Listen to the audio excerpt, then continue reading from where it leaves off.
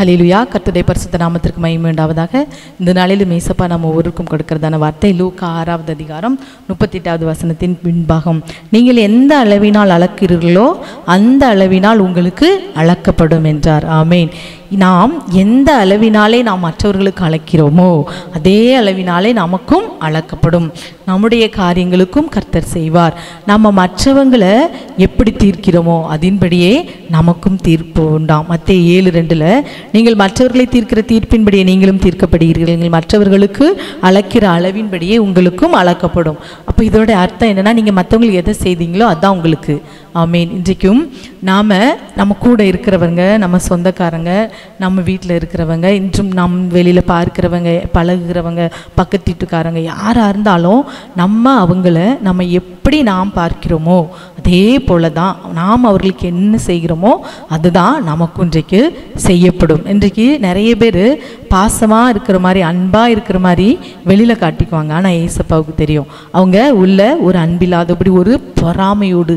இன்றைக்கு அநேக சொந்த பந்தங்கள் அப்படி தான் வெளியில் பார்க்கும்போது அவ்வளோ நல்லா பேசுவாங்க, ஆனால் உள்ள அவங்களுக்குள்ள இவங்களாம் முன்னேறிடக்கூடாது அப்படின்னு சொல்லி ஒரு பொறாமை இருக்கும். அவங்க பின்னாடி இருந்து சத்துருவாய் செயல்படுவாங்க.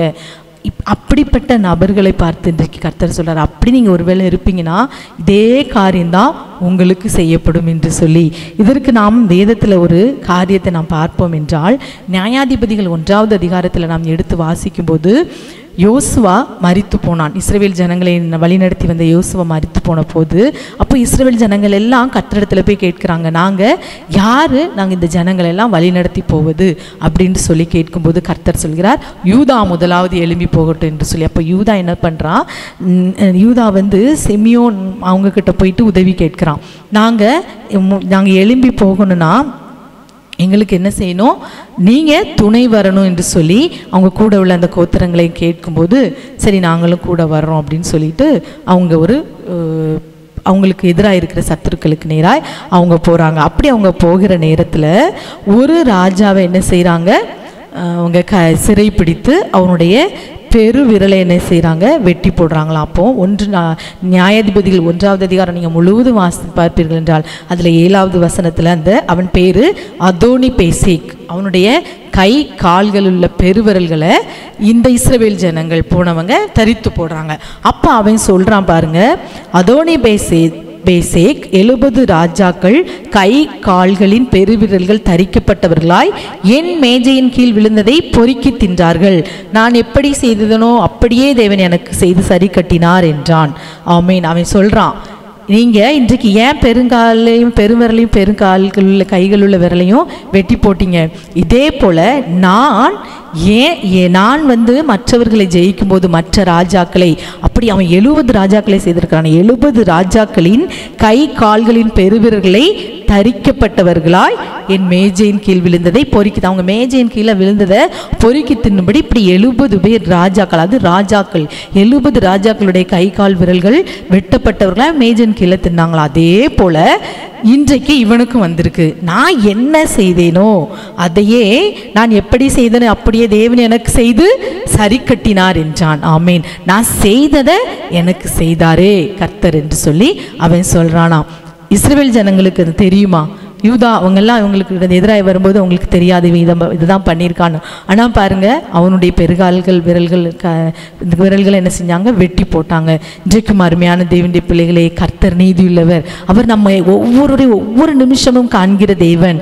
நாம் இன்றைக்கு அப்படிப்பட்ட ஒருவேளை மற்றவங்க கிட்ட நாம் ஒருவேளை நடித்துக்கிட்டு ஆனால் உள்ளத்தில் அன்பில்லாதவர்களாய் நாம் இருப்போம் என்றால் நமக்கும் அதே தான் நடக்கும். நாம் என்ன செய்கிறோமோ, மற்றவர்களுக்கு என்ன செய்கிறோமோ அதே தான் நமக்கும் செய்யப்படும்.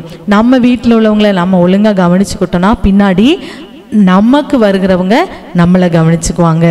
இன்றைக்கும் இதை தான் இந்த வேத வசனத்தில் நாம் பார்க்கிறோமாகவே நாம் இந்த நாள் முதல் நாம் என்ன செய்யணும், ஒருவேளை நம்ம இப்படிப்பட்ட ஒரு காரியம் நமக்கிடத்தில் இருக்கும் என்றால், நாம் ஒருவேளை இப்படிப்பட்ட ஒரு காரியத்தில் இருப்போம் என்றால், நாம் என்ன அளக்கிறோமோ அதே தான் நமக்கும் அளக்கப்படும். மனுஷன் கலாத்தியர் 6:7 மோசம் போகாதிருங்கள், தேவன் தம்மை பரியாசம் பண்ண ஒட்டார். மனுஷன் எதை விதைக்கிறானோ அதே அறுப்பான். நீங்கள் எதை விதைக்கிறீங்களோ அதை நீங்கள் கட்டாயம் அறுத்தே ஆகணும். எதுவாக இருந்தாலும் நீங்கள் எதை விதைச்சிங்களோ அதை நீங்கள் அறுப்பீங்க. நீங்கள் மற்றவங்களுக்கு நல்லது செய்தால் அவங்க உங்களுக்கு நல்லது செய்வாங்க. ஆகவே இன்றைக்கும் நாம் மற்றவர்களிடத்தில் நாம் எப்படி இருக்கிறோம்? நாம் மட்டும் நல்லா இருக்கணும், மற்றவங்க எப்படியும் போட்டு இருக்கிறோமா? அப்படி இருப்போம் என்றால் கர்த்தர் ஏற்ற காலத்தில் எல்லாவற்றையும் நமக்கு சரிக்கு சரி கட்டுகிற தேவனாய் இருக்கிறார். ஆகவே இந்த வார்த்தையை நாம் மனதில் வைத்தவர்களாய் நாம் ஏசப்பா, நான் எந்த அளவின்படி நான் அளக்கிறனோ அதே அளவின்படி தான் நீர் எனக்கு அளந்து தருவீர் என்று நான் வேதத்தில் பார்க்கிறேன். மற்றவர்கள் விஷயத்தில், நான் மற்ற காரியங்களில், நான் கர்த்தருக்கு அடுத்த காரியத்தில் நான் மற்றவர்களை குறை பேசி, இன்னைக்கு அநேகர் குறை பேசி கொண்டு இருக்கிறாங்க, அவங்களுக்கும் இதை தான் கர்த்தர் கட்டாயம் செய்வார். ஆகவே இந்த வேளையில் நமக்கு அடுத்த காரியத்தில் நாம் தலையிடாதபடி இந்த வேளையில் நாம் கர்த்தருடைய சமூகத்தில் இயேசுவே, நான் நல்லதை நான் விதைத்து நல்லதை நான் அறுக்க நீர் கிருபை செய்யுங்க என்று சொல்லி நாம் கேட்கலாமா? ஹல்லேலூயா. நாங்கள் நன்றியோடு ஸ்தோத்திரிக்கிறோம் அப்பா. மனுஷன் தன்னை பரியாசம் பண்ண விட்டார், கர்த்தர் மோசம் போகாதீர்கள். தேவன் தம்மை பரியாசம் பண்ண விட்டார், மனுஷன் தன்னை எதை விதைக்கிறானோ அதே அறுப்பான் என்று பார்க்கிறோம் தகப்பனே. மற்றவர்களுக்கு அளக்கிற அளவின்படியே எங்களுக்கும் அளக்கப்படும் என்று பார்க்கிறோம்.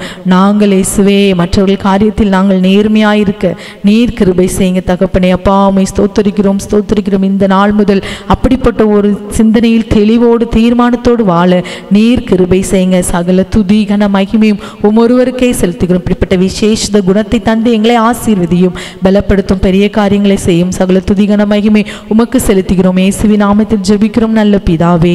ஆமேன் ஆமேன்.